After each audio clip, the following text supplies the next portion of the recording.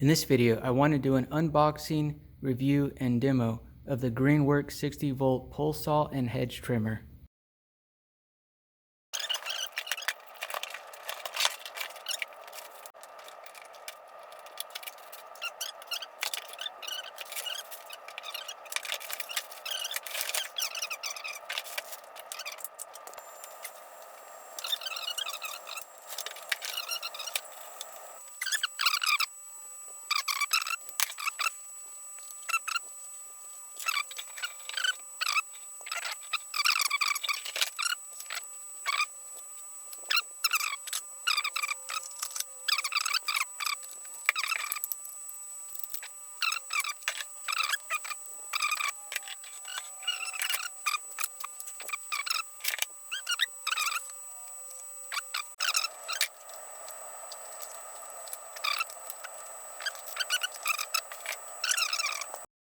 So I took this apart and it's definitely super glue on it, but it looks like this is from the factory. So it looks like they just super glue this rubber piece on, and he just got really messy and it overspilled the side here. So they super glue it down here to keep the rubber piece in so that it grips the tube better. So I think this is just a messy factory job. Alright, this is an example of using the hedge trimmer. There's not much to trim, but I'm going to go slowly and see how well it cuts. I'll probably just do this one normal speed and then do a time lapse of that one. And there's a slightly more overgrown hedge in the back that'll be good. Also, I have this straight for now, but I'll show the pivoting feature right here on the hedge in the back.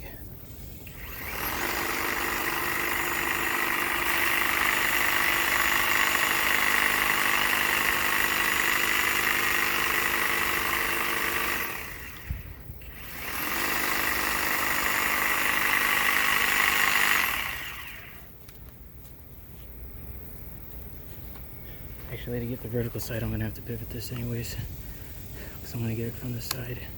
So you just press this, get a shot, press this, and then this can pivot up like this, and then it'll click into place.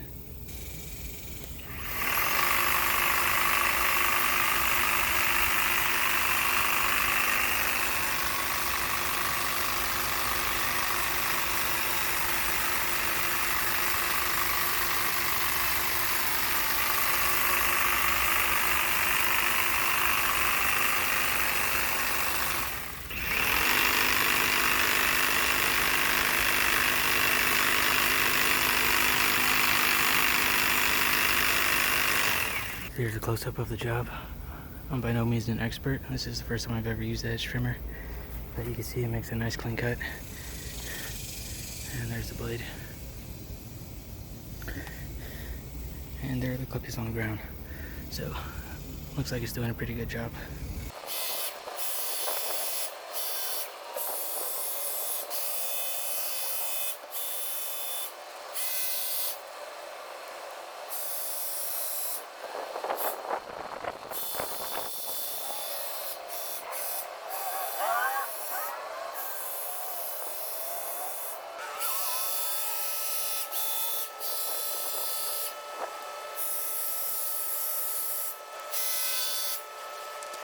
Alright, this is demonstration with the pole saw. I have the middle extension piece in, so it's at max extension, and you can see the flex in it whenever I have it extended overhead. I want to start off by cutting some small branches. These are about 1.5 inch diameter. Then I'm going to cut these two branches right here, let it focus on it to start off with.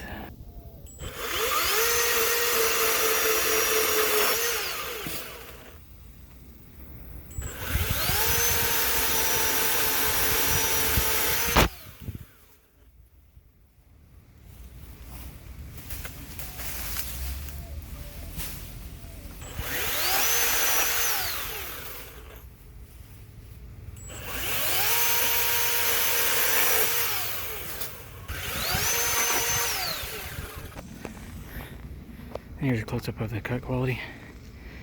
So, really nice.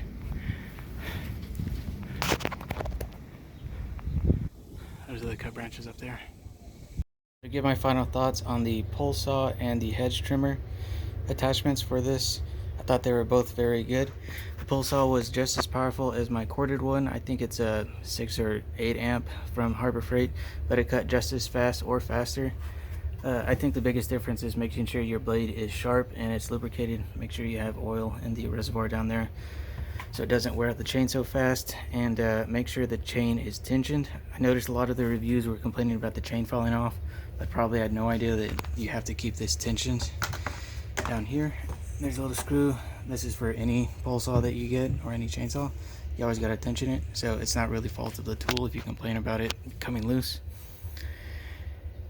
As far as the head trimmer, it did a very good job. It was just as fast. I don't have any experience using a hedge trimmer, but it cut the hedges very quickly. So from my point of view, it did a great job. The pivoting feature was great because I definitely had to use that. Otherwise, I would have had to put myself into an adjacent bush to get a good cut. The extension piece to the full 8 or 9 foot length was good. I didn't notice any LFX from it. It slips in so that it's not all, so the load's not all being taken through the plastic piece. So this is more than just hold the steel pieces together, since there's like a rivet here. You can see, so that's handy. I didn't see much flex in it. And the end where the battery is did a good job of counterbalancing the attachment end, so it felt pretty balanced.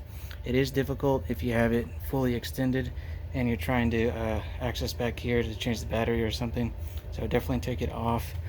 The strap made things very helpful too, and the lockout feature right here was handy, a little safer that way so you don't accidentally pull the trigger. Of course, always remove the battery if you're going to be anywhere near the blade end. You don't want that accidentally going off and cutting yourself. As far as power output, I didn't really notice the difference between the 2 and the 2.5 amp hour battery I had. So it doesn't look like power is going to be an issue on this. So the 2 amp hour is fine for probably anything. So the benefits I saw were being very lightweight, but still having the same power as an equivalent tool. And as far as the extension, it worked great. I didn't notice anything wrong with it. I wish this was a telescoping kind. Otherwise, you have to remove this both sides completely and reattach it, which is kind of inconvenient. But this design is probably a little easier than having an internal winder here that has to go with the telescoping part. So all in all, I give these 4 out of 5. I don't know the longevity of these. As long as you keep the blades oiled, it should be fine. I don't expect any issues from the motor at the end here or the battery. Thanks for watching.